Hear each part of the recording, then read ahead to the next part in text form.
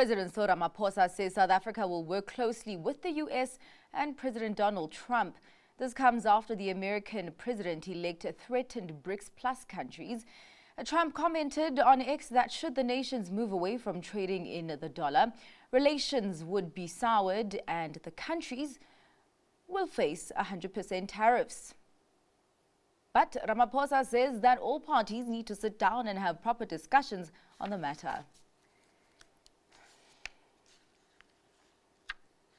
Factory activities back in the doldrums.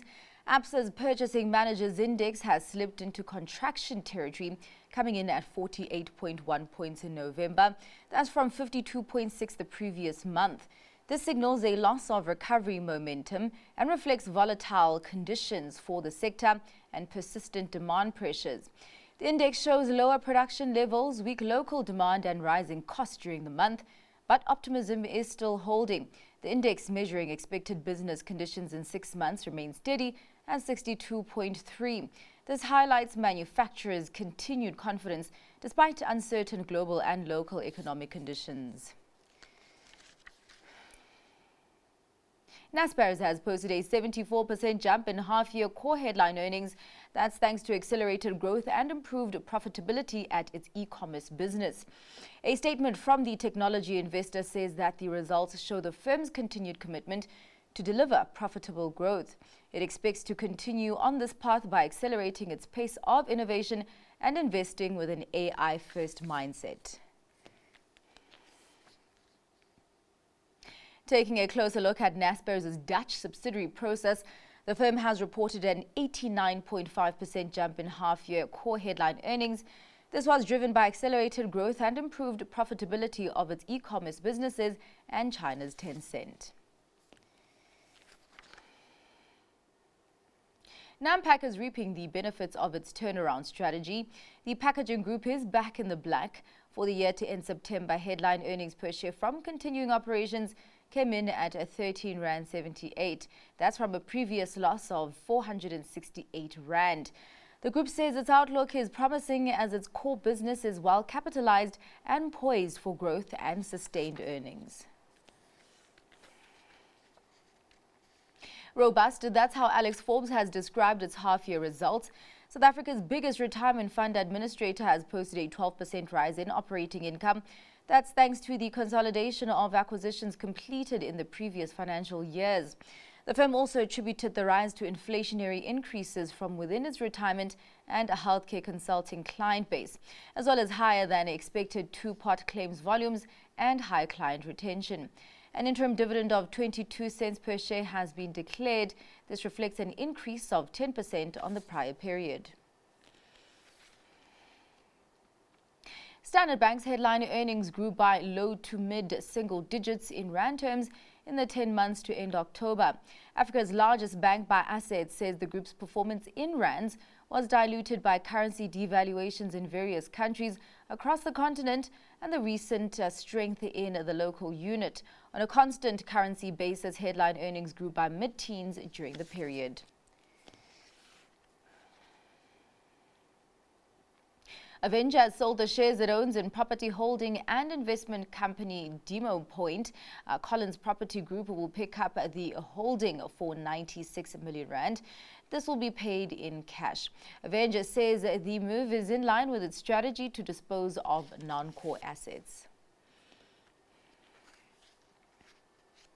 In international news, Stellantis chief executive Carlos Tavares resigned abruptly over the weekend, 2 months after a profit warning at the maker of Jeep, Fiat and Peugeot cars that has lost around 40% of its value this year. Here's more detail in this package report. Stellantis shares slumped nearly 9% on Monday to their lowest in more than 2 years.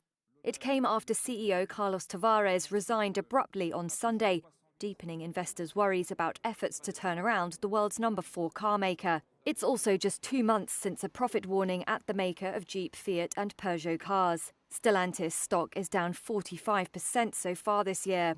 Tavares had led the company since it was forged in January 2021 as a combination of Peugeot owner PSA and Fiat Chrysler. Tavares flattered investors with rapid post-merger cost cuts. and boosted operating profit margins to around 13% last year. But Tavares' approach came under scrutiny after slumping sales in North America. In September, it issued a profit warning on its 2024 results. A Reuters review has found that while investors focused on Stellantis' US woes, the group is also struggling in its core European region. In fact, Stellantis has lost a third of market share in Europe. In September, the average retail price of a Stellantis passenger car in the Eurozone's 14 largest countries stood at nearly €40,000. That's above the average for other mass-market competitors. Models for Renault, Mitsubishi and Suzuki cost on average less than €29,000. Since 2021, prices at Stellantis have risen in each of Europe's 5 largest markets: Germany, France, Italy, Spain and the UK. It's told Reuters it plans to launch around 20 new models over the next few months and is aiming for a 20% market share in the European Union. And Japan's sake brewers are hoping for a boost when the process of making the traditional rice wine this week gets official recognition by UNESCO as an intangible cultural heritage. This move by UNESCO could help accelerate sales. Here's more detail in this report. This Tokyo brewery dates back to the days of the samurai. It's making sake, Japan's traditional rice wine. But the industry has been battling decades of declining sales at home as locals switch to cocktails and other alternatives. Now brewers are hoping for a boost this week when UNESCO is set to officially recognise the process of making the drink as intangible cultural heritage. Koichi Maesako is head brewer at Ishikawa Brewery. He says the sake in this tank will be ready in a week or so. It's made with ancient techniques that are the basis for the UNESCO listing. That includes the use of special culinary mould known as koji, and the use of a unique 3-step fermentation process. Maesako says there's precedent to hope the UNESCO move could help sales. Since our food was listed by UNESCO, Japanese cuisine has spread all over the world. I hope that the same thing will happen with sake. Our brewery is seeing an increase in exports, and we hope the UNESCO listing would accelerate this trend and lead to a bigger growth in overseas sales.